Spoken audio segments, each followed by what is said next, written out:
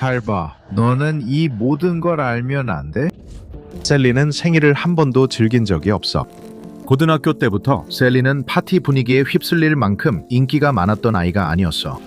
지금 35살이 된 지금도 생일은 그동안 흘려보낸 세월을 다시 한번 상기시켜줄 뿐이야.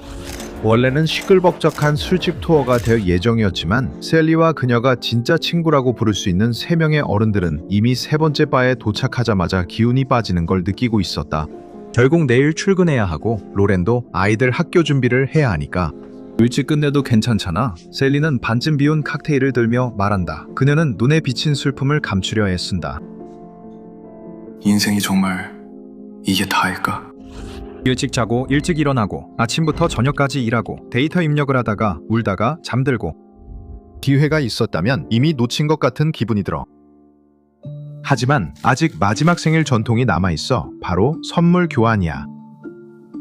사실 형식적인 거야. 셀리와 친구들은 다이아몬드 반지나 스탠드 믹서서를 살 형편이 안 돼. 그래도 그녀는 선물을 열어보고 양말 한 켤레를 받아도 미소 짓지. 그게 바로 셀리야. 그녀는 너무 평범해서 그녀에 대해 진짜로 알 수 있는 유일한 사실은 발이 있다는 것과 아마도 그 발을 뭔가로 덮고 싶어 한다는 거야. 그녀는 어떤 일에도 놀라지 않아.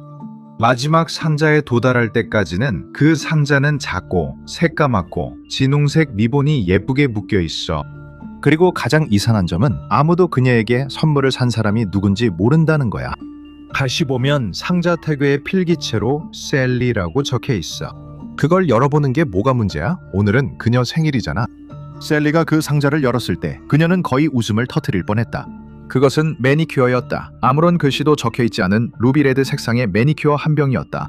정말 이상한 선물이다. 셀리는 매니큐어를 가져본 적도 없고 빨간색은 그녀와 전혀 어울리지 않는다. 셀리는 항상 좀 더 보수적인 편이었고 스스로를 수수한 여자이라고 표현하곤 했다. 셀리는 고등학교 이후로 남자친구나 여자친구가 없었고 그게 곧 바뀔 것 같지도 않다. 셀리는 친구에게 고마워하며 매니큐어를 주머니에 넣는다. 선물 거절은 불운을 부른다고 하니까. 집으로 가는 기차에서 35번째 해를 맞이하며 셀리는 자신의 인생을 곰곰이 생각한다. 놓쳐버린 기회들, 따르지 않은 길들, 쫓지 않은 꿈들, 이 모든 것이 셀리가 항상 가장 쉬운 길만 선택하고 안전하게만 행동하며 새로운 것에 도전하지 않았기 때문이었다. 아마도 이제 변화를 줄 때가 된 것 같다. 다음날 아침, 처음에는 정말 어리석게 느껴졌지만 셀리는 오늘을 자신의 인생의 새로운 시작으로 삼기로 결심한다. 셀리는 더 많은 위험을 감수하고 더 과감해지며 새로운 것에 도전한다. 시작은 매니큐어다. 셀리는 각 손톱에 진하고 두꺼운 립스틱 레드 색깔을 바를 때마다 기분 좋은 짜릿함을 느낀다. 셀리는 각 손톱에 부드럽게 입김을 불어 말리면서 손가락 끝까지 전기가 흐르는 듯한 감각을 느낀다. 셀리는 자신이 아름답다고 느낀다. 셀리는 자신이 강하다고 느낀다. 직장에서 셀리는 사람들의 시선을 끄는 것 같다. 한 번은 셀리가 농담 삼아 데이터 입력일이 잘 안 되면 자신이 아무에게도 눈에 띄지 않아서 언제든지 첩보원으로 일할 수 있을 거라고 말했다. 하지만 오늘은 아니다. 누군가 질문이나 부탁이 있으면 셀리를 항상 찾는 것 같다. 사람들이 셀리가 마음가짐을 바꾸고 자신감으로 뿜어져 나오는 에너지 필드가 달라졌다는 걸 알아차릴까? 아마도. 어쩌면 그건 매니큐어 때문일지도 몰라. 그녀는 이 색이 자신에게 안 어울린다고 생각했지만 사무실 형광등 아래 반짝이는 모습을 보니 오히려 잘 어울린다는 생각이 든다. 어딘가에서 그녀를 보살펴주는 요정 데모가 있을지도 모른다. 물론 여기 유튜브에서 닥터 법을 구독하고 알림벨을 눌러서 영상을 놓치지 않는다면 그녀는 모든 동료들에게도 매력적이고 흥미로운 사람으로 보일 것이다. 그녀는 SCP 재단의 목록에 있는 가장 극비의 변칙 현상들에 대한 흥미로운 사실들로 주변 모든 사람들을 매혹시킬 수 있을 것이다. 실제로 셀리에게 일어난 일과 달리 누구도 죽지 않을 것이다. 하지만 아직 피를 흘릴 때는 아니다. 무시당했던 셀리는 이제 완전히 달라진 기분이다. 아마도 그녀의 어머니가 자주 말했듯이 인생은 정말로 35에 시작되는 것일지도 모른다. 그리고 이제 직장에서 그녀가 가장 즐기는 관심은 상사인 미스터 진델이 보내는 관심이다. 그녀를 3해 연속으로 더 어린 직원에게 승진 기회를 넘겼던 바로 그 상사다. 하지만 이제 그는 그녀의 성장에 몹시 관심을 보이는 것 같다. 그는 가끔 그녀의 사무실에 들러 그냥 잡담을 나누곤 한다. 항상 말문이 막힌 듯 어색해하며 그녀와 함께 있는 것만으로도 당황하는 것처럼 보인다. 부적절한 직장 내 행동인가요? 어쩌면 그렇지만 그녀가 익숙한 완전한 무관심과는 너무 달라서 오히려 대상화된 느낌보다는 이상하게도 힘이 생기는 기분이 든다. 그래, 그녀는 이런 것에 익숙해질 듯하다. 하지만 정말로 익숙해질 수 있을까? 매일 아침 그녀가 그 아름다운 빨간 매니큐어를 바를 때면 달라지는 것 같다. 그녀는 매번 매니큐어를 바를 때마다 슈퍼맨이 안경을 벗고 슈트로 갈아입는 것 같은 기분이 든다. 하지만 처음으로 매니큐어를 바른 지 일주일이 지나자 며칠 전만 해도 생기와 활력이 넘쳤던 그 색이 이상하게도 칙칙해 보인다. 뭔가가 빠진 것 같다. 어떤 비밀 재료 말이다. 최근에 그녀가 얻은 모든 것을 잃게 될 거라는 생각은 그녀가 마주하기조차 버거울 만큼 두렵다. 그녀는 자신의 손톱을 바라본다. 여전히 루비빛 빨간색이지만 원래 이렇게 길고 날카로웠던가? 참 이상하네. 그녀는 반대편 손가락 끝으로 손톱 끝을 만져보고 손톱이 아무렇지 않게 피부를 뚫고 들어가 반짝이는 작은 핏방울이 맺히자 깜짝 놀라 몸을 움찔한다. 평소라면 본능적으로 상처 부위를 입에 넣고 겁먹은 아이처럼 아픔을 빨아내려 했겠지만 그녀는 매니큐어 병에서 이상한 끌림을 느낀다. 뚜껑은 비틀어 열린 채 기다리고 있다. 거의 굶주린 듯이. 그녀는 이 상황이 얼마나 이상한지 생각할 틈도 없이 손가락을 병 위로 들어 올리고 피 몇 방울을 안에 떨어뜨린 뒤 붓으로 저어준다. 마치 그녀가 그 물질에 마법의 순수한 정수를 주입한 것 같다. 그 찬란한 빛이 다시 돌아왔고 그녀는 망설임 없이 붓을 담가 목말라 하던 손톱에 한 겹 더 덧바른다. 그리고 변화는 거의 즉각적으로 일어난다. 셀리가 직장에 도착했을 때 마치 생일 전날 밤에 그녀와는 완전히 다른 사람 같다. 셀리의 피부를 입은 다른 누군가처럼 느껴진다. 그녀는 전에 감히 입지 못했던 직장 복장을 입고 자신감을 뿜어낸다. 그녀가 걸을 때마다 모든 사람의 시선을 사로잡는다. 직장에 있는 모든 성별의 사람들이 그녀를 보기만 해도 침을 흘릴 뻔할 정도로 넋을 잃는다. 하지만 그건 나중에 신경 쓸 일이다. 그녀가 정말로 만나고 싶어하는 사람은 진대 씨다. 그녀는 새 손톱과 변한 자신, 모든 것이 새로워졌음을 안다. 이제 그는 그녀를 무시하지 못할 것이다. 그리고 그는 실제로 그렇게 하지 않는다. 그녀가 사무실에 들어오자마자 그녀는 뾰족한 손톱을 한 새끼손가락 하나로 그를 휘어잡는다. 그는 그녀의 모든 말에 귀를 기울이고 그녀가 루비색 손톱으로 그의 뺨을 살짝 건드릴 때마다 그녀는 그의 피부 아래로 피가 몰려 올라오는 것을 본다. 그는 그녀 앞에서 거의 떨고 있다. 그리고 그녀가 퇴근 후에 만나는 게 어때요? 라고 말할 때 제가 아는 곳이 있어요. 그가 거절할 가능성은 전혀 없어요. 그들은 그날 밤과 며칠 동안 계속 만났어요. 셀리는 더 이상 소극적이거나 수줍지 않았고 주도권을 잡았으며 미스터 진델도 그걸 좋아하는 듯했어요.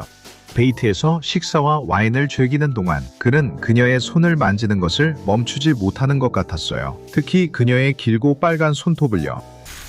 다음날 그는 그녀가 지난 3년 동안 쫓아왔던 순진을 그녀에게 줍니다. 이쯤에서 자신감이 있으면 어디든 갈 수 있다고 말하며 끝낼 수도 있겠지만 이제는 그 문제만이 아니에요. 셀리는 직장에서 새로운 자리에서 성공을 거두고 그녀와 미스터 진델은 계속해서 서로를 만납니다. 그는 집착하며 푹 빠져 있습니다. 농담으로 둘이 함께 일하는 시간을 더 늘리려면 그녀를 또 승진시켜야겠다고 말합니다. 그는 직장 동료들이 어떻게 생각하든 신경 쓰지 않습니다. 그녀를 위해서라면 자신의 모든 것을 기꺼이 버릴 수 있습니다. 그 마음만 있으면 그녀는 앞으로 나아갈 수 있습니다. 그녀의 발밑 타일 위로 두껍고 따뜻한 피가 꾸준히 뚝뚝 떨어지는 것만 빼면요. 그 정도면 한동안은 매니큐어 병을 만족시키기에 충분합니다. 진델 씨가 그녀를 그렇게 신뢰했으니 경찰이 그를 찾는 동안 윗사람들은 곧 셀리를 그의 옛자리에 직무대행으로 임명합니다. 누군가는 그 일을 처리해야 하니까요. 하지만 셀리는 자신의 새로운 삶을 즐기는 것만으로 만족하지 않고 다른 사람들과 기쁨을 나누고 싶어합니다. 셀리는 직장에 있는 여성들을 자신의 사무실로 불러들이기 시작하고 빨간색 매니큐어가 그들에게도 정말 잘 어울릴 것 같다고 이야기합니다. 셀리는 사랑스럽게 그들의 손톱에 매니큐어를 칠해주며 그 과정에서 그들의 눈빛이 반짝이는 것을 봅니다. 그들 사이에 나는 풍요로움입니다. 그들이 할 일은 매니큐어 병이 항상 가득 차 있고 마르지 않게 하는 것뿐입니다. 그렇게 어렵지 않습니다. 모두가 사냥을 시작하는데 오래 걸리지 않습니다. 셀리는 술집에서 자신도 모르게 희생양이 된 사람들을 찾아내고 그들과 관계를 형성한 뒤 그들의 피를 매니큐어 병에 담아 빼내고 있습니다. 셀리에게 입문한 사람들은 때로는 병을 들고 때로는 양동이째로 그녀를 찾아옵니다. 모든 것이 매니큐어에 대한 곡물입니다. 그러나 그것이 더 많이 마실수록 더 배고파지는 것 같습니다. 모두가 계속 사냥하며 그것에게 먹이를 줘야 합니다. 이제 마을의 모든 거리 벽에는 실종자 전단지가 줄지어 붙어 있는 것 같습니다. 경찰은 이것이 단독범인의 소행인지 아니면 어떤 인신매매 조직인지 경계하고 있습니다. 하지만 그들이 진실을 상상이나 할 수 있었을까요? 날카로운 발톱을 드러낸 살인적인 피해 광신 집단이 매니큐어 한 병을 중심으로 형성되고 있습니다. 진주가 굴에서 모래알을 중심으로 만들어지듯이 말이죠. 몇 달 전에 그녀라고는 희미한 흔적만 남은 채 일행이 빈손이라고 말하러 몰려오자 그녀는 완전히 이성을 잃습니다. 그녀는 손가락을 찔러 피를 내는 것만으론 부족하다고 크게 외칩니다. 병은 갈증에 시달리고 살아남으려면 더 많은 먹잇감이 필요하다고요. 그렇지 않으면 우리 모두 예전으로 돌아가야 해요. 그걸 원하는 사람이 어디 있겠어요? 그녀의 신병들, 즉 매니큐어의 다른 신도들은 그녀의 연설에 자극을 받아 행동에 나서는 듯 보입니다. 다만 셀리가 바라던 방식은 전혀 아니죠. 그녀는 머리 뒤쪽에 무언가가 세게 부딪히는 순간 반응할 틈도 없이 모든 것이 깜깜해집니다. 그녀는 마치 자신의 꼬리를 먹는 뱀, 우로보로스가 된 기분입니다. 그녀는 깨어나 공포를 느끼고 손목의 통증, 다리의 저림을 느낍니다. 그녀는 손이 머리 위에서 수갑에 채워져 금속 기둥에 묶인 걸 올려다봅니다. 여기는 버려진 창고 같습니다. 그리고 아래를 내려다보면 그녀는 그들을 봅니다. 그녀의 옛 동료들, 이 아름다운 악몽으로 끌어들인 모든 사람들이 모두 웃고 있고 모두 긴 붉은 발톱을 드러내고 있습니다. 그리고 그들이 들깨 때처럼 그녀에게 달려들기 전에 그녀가 마지막으로 알아차린 것은 뚜껑이 열린 채로 그녀의 매달린 발 아래 바닥에 놓여있는 매니큐어 겸입니다. 여러분이 방금 목격한 이 짜릿한 공포의 이야기는 피해 굶주린 매니큐어인 SCP-829를 다룰 때 흔히 일어나는 일입니다. 이 변칙 개체가 특히 흥미로운 점은 그 폭력적이고 무서운 변칙 효과를 넘어서 바로 이 영상이 그것을 찾을 수 있는 마지막 장소 중 하나라는 사실입니다. 87번 기지에서 기밀 사건이 발생한 후 수많은 재단 기록들이 완전히 삭제되었습니다. 재단 기밀 데이터베이스에서 SCP-829 파일을 보면 이런 내용은 없고 완전히 다른 변칙 개체가 나타날 것입니다. 그러니 여기서는 더욱 주의 깊게 들어야 합니다. 왜냐하면 다음에 당신이 바나 근처 나이트클럽을 방문했을 때 유기색 손톱을 가진 매력적인 낯선 사람이 당신의 관심을 끌려고 한다면 이곳에서 당신을 안전하게 지켜줄 수 있는 지식을 가진 몇 안 되는 사람 중 하나가 저이기 때문입니다. SCP-829는 빨간색 매니큐어가 담긴 작은 병으로 나타나며 이를 바르면 사용자는 일반적으로 더 행복하고 자신감이 넘치며 자기 자신에 대해 확신을 갖게 됩니다. 다른 사람들에게도 그들은 훨씬 더 매력적으로 그리고 원한다면 유혹적으로 보이게 됩니다. 이 매니큐어는 대상에게 매우 긍정적인 감정을 부여하기 때문에 그들은 자신의 손톱이 길고 날카롭게 자라고 있다는 사실조차도 알아차리지 못하게 됩니다. 하지만 이 광채는 오래가지 않습니다. 이 기분 좋은 상태를 유지하기 위해 그들은 새로 생긴 손톱 중 하나로 손가락 끝을 찔러 자신의 피를 매니큐어에 섞어 넣어야 한다는 강박을 느끼게 됩니다. 이렇게 하면 그 혼합물이 사용자에게 미치는 성격 변화 효과가 더욱 강해질 뿐입니다. 만약 어느 순간 충분한 희생자를 구하지 못하면 우리의 불운한 셀리가 알게 되었듯이 그들은 매니큐어의 요구를 충족시키기 위해 동료 중 한 명을 희생시키는 것도 서슴지 않습니다. 정말 잔인한 아이러니죠.